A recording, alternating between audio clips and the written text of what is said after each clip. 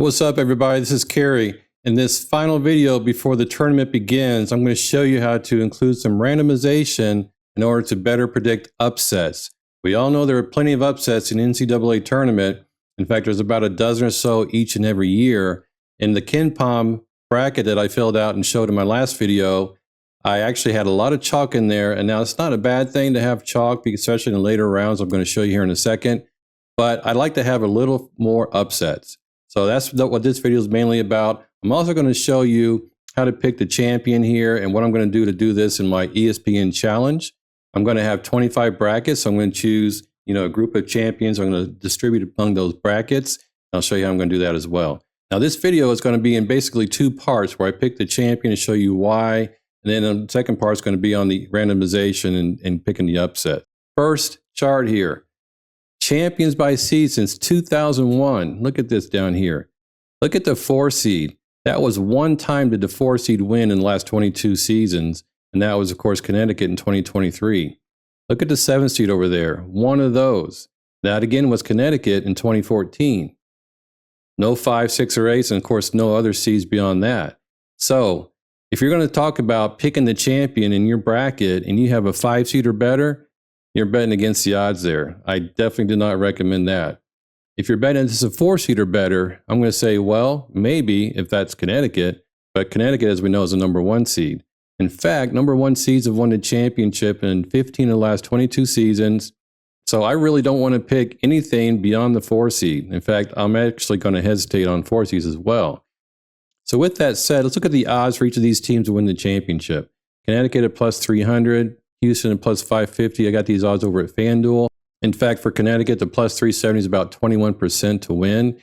And if you look around here, we see Arizona plus 1200, North Carolina plus 1800. So even though North Carolina is the 1 seed, the 2 seed has a better odds at winning the championship. So that's, I think, is very interesting. Auburn's at plus 1800 and so on. All the top 4 seeds are in this list, including a couple of higher seeds in Gonzaga and BYU. So with that said, here's what I'm going to do for the Final Four. In the East here, we have Connecticut, Iowa State, Illinois, and Auburn. Because Connecticut has a higher percentage of winning the overall championship, I'm going to give them 3 votes. In other words, I'm going to give them 3 of my brackets where they're going to be the champion. If you go back to my previous video on picking the overall champion, some of these teams didn't even meet the decision boundaries by the KenPom stats to even be the champion. In fact, these teams are several: Purdue, Marquette, Kentucky, Creighton, Baylor, Illinois, Alabama, and Duke.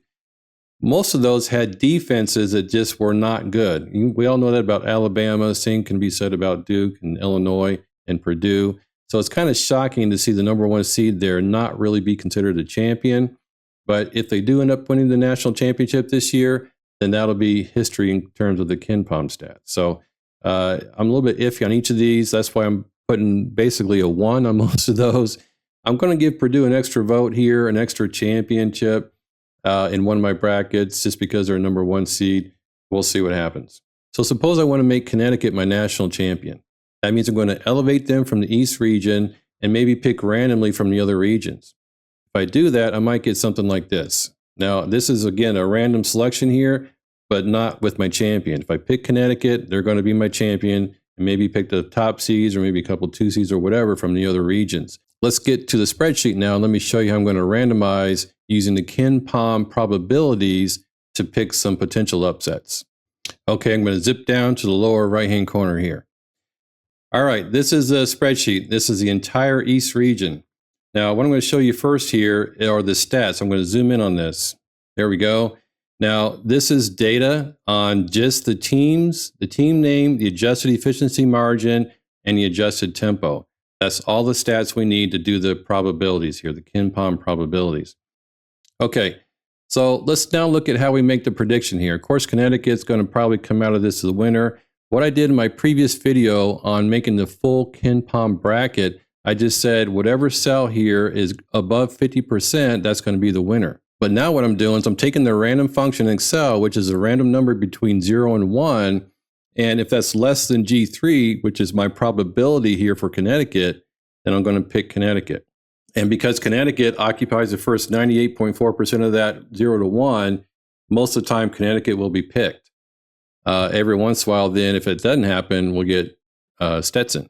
The same thing happens here down at Northwestern. Again, all I got to do is copy this formula right here for Connecticut and then come down here and paste it. And we still get the same information here because it's the that given cell. It updates. Look at that. Now we have Florida Atlantic coming out of this game here. This one's very close. So this one might change as we hit our randomization button, as we hit F9. But before I get to that, let me now zoom out and show you how this works. Look at the entire East region. And right now, suppose I want to get Connecticut to be my champion out of the East regions I talked about earlier. I push F9 here, and somehow I got Drake. I don't know how that happened. I don't see that happening.